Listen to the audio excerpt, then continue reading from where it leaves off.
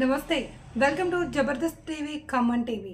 ప్రజాస్వామ్య పరిరక్షణకు, లౌకికత్వానికి, మత సామరస్యానికి పెంపొందించుకునేందుకు ఓటును ఆయుధంగా మలుచుకోవాలి అని ప్రముఖ ఆధ్యాత్మికవాది, సంఘ సేవకులు, ప్రజా ఉద్యమకారులు నార్నే వెంకటప్రసాద్ అన్నారు.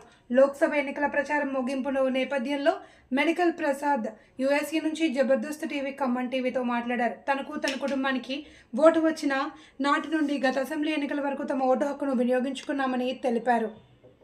ఇటీవల కాలంలోనే తన తల్లి మరణించడం, తాను కుటుంబంతో సహా యూఎస్ఏ రావడం వల్ల ఈ లోక్సభ ఎన్నికల్లో తమ ఓటు హక్కును వినియోగించుకోలేకపోతున్నామని ప్రసాద్ విచారం వ్యక్తం చేశారు. తాము ఓటు హక్కు వినియోగించుకోకున్నప్పటికీ ఇతరులను ఓటు వేసే విధంగా చైతన్యం కల్పించడం తమ బాధ్యతగా గుర్తించామన్నారు. ఓటు ప్రతి ఒక్కరి బాధ్యత అని, తమకు నచ్చిన పార్టీకి, నచ్చిన అభ్యర్థికి ఓటు చేసుకోవాలి అని ఆయన కోరారు.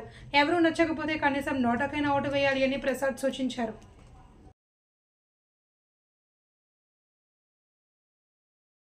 అందరికీ నమస్కారం.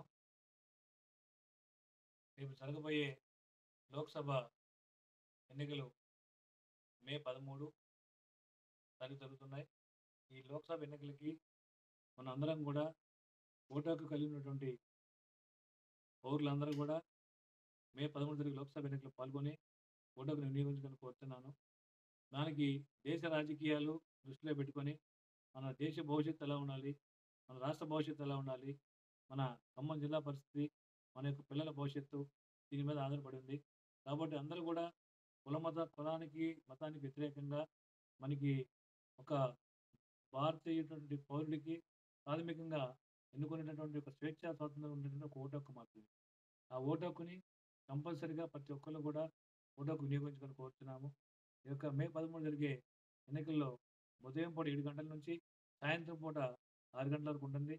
దీనికి వేసవి తాపం మూలంగా అందరూ కూడా ఓటు హక్కుని ఉదయం పూట కానీ, సాయంత్రం 4 తర్వాత కానీ ప్రాథమికంగా ఓటు హక్కుని వినియోగించుకోవడానికి మనకి స్వేచ్ఛ, స్వాతంత్రంగా మనం ఎవరికి ఎటువంటి సమాధానం, భయాందోళనకు చెందకుండా మన యొక్క ఇండివిడ్యువల్‌గా నాకు వ్యక్తిత్వంగా, స్వతంత్రంగా మనం నిర్వహించుకునేటువంటి ఒక మనకు పౌరుడికి కల్పించినటువంటి ఒక భారత రాజ్యాంగం కానివ్వండి, గవర్నమెంట్ కానివ్వండి, ఒక ఓటు హక్కు మాత్రమే.